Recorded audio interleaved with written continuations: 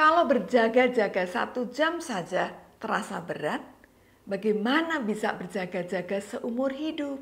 Perhatikan, ada banyak orang Kristen yang mengalami kelelahan dan kebosanan dalam menanti-nantikan kedatangan Tuhan. Mereka sudah lama menjalani iman mereka, sudah bertahun-tahun melayani, karunia-Nya tidak lagi seperti dulu. Semangatnya pun menjadi kendor.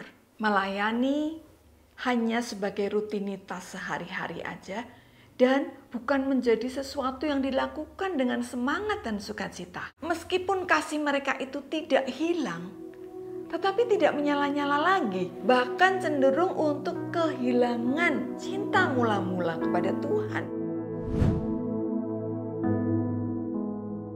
Kalau kita melihat situasi akhir-akhir ini dan kondisi dunia yang seperti ini, kita tahu bahwa kedatangan Tuhan itu sudah sangat dekat.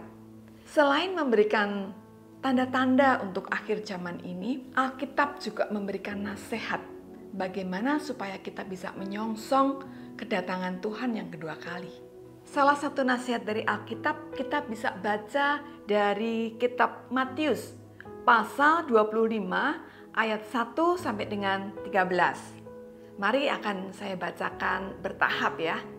Pada waktu itu hal kerajaan surga seumpama 10 gadis yang mengambil pelitanya dan menyongsong mempelai laki-laki. 5 di antaranya bodoh dan 5 bijaksana. Gadis-gadis yang bodoh itu membawa pelitanya, tetapi tidak membawa minyak. Sedangkan gadis-gadis yang bijaksana itu membawa pelitanya juga minyak dalam buli-buli mereka. Kedatangan Kristus merupakan pusat di mana seluruh perhatian kita itu diarahkan. Bahkan seluruh ibadah kita pun mengarah kepada kedatangan Tuhan Yesus. Mempelai laki-laki adalah gambaran Tuhan Yesus sendiri. Sedangkan 5 gadis yang bijaksana dan 5 gadis yang bodoh itu adalah gambaran dari umat Tuhan hari-hari ini. Gadis-gadis ini tugasnya adalah menyongsong mempelai pria. Hal utama yang harus diperhatikan adalah gadis-gadis ini memiliki terang di tangan mereka ketika mereka melayani mempelai pria. Kalau kita perhatikan, ini adalah tugas yang simpel bukan? Tetapi tetap saja ada yang gagal. Ada quote yang mengatakan kalau kita gagal di dalam persiapan, artinya kita sedang mempersiapkan kegagalan. Gadis bijaksana dan gadis bodoh itu sama-sama membawa pelita. Namun apa bedanya? Gadis yang bijaksana itu mempersiapkan segala sesuatu. Apa yang dipersiapkan? Mereka mempersiapkan cadangan minyak yang itu memang sangat penting untuk menjaga segala kemungkinan mempelai datang cepat atau mempelai datang lambat. Tetapi gadis-gadis yang bodoh itu mereka tidak mempersiapkan apa-apa. Bahkan cenderung orang Jawa bilang gampang ke, tidak mempersiapkan dan tidak berpikir panjang untuk segala kemungkinan yang terjadi. Yuk kita baca kelanjutannya. Tetapi karena mempelai itu lama, tidak datang-datang juga, mengantuklah mereka semua lalu tertidur. Ternyata mempelai pria tidak datang-datang.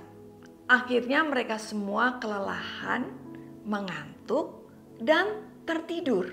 Perhatikan, ada banyak orang Kristen yang mengalami kelelahan dan kebosanan dalam menanti-nantikan kedatangan Tuhan. Mereka sudah lama menjalani iman mereka, sudah bertahun-tahun melayani, karunia-Nya tidak lagi seperti dulu. Semangatnya pun menjadi kendor. Melayani hanya sebagai rutinitas sehari-hari aja dan bukan menjadi sesuatu yang dilakukan dengan semangat dan sukacita. Meskipun kasih mereka itu tidak hilang, tetapi tidak menyala-nyala lagi.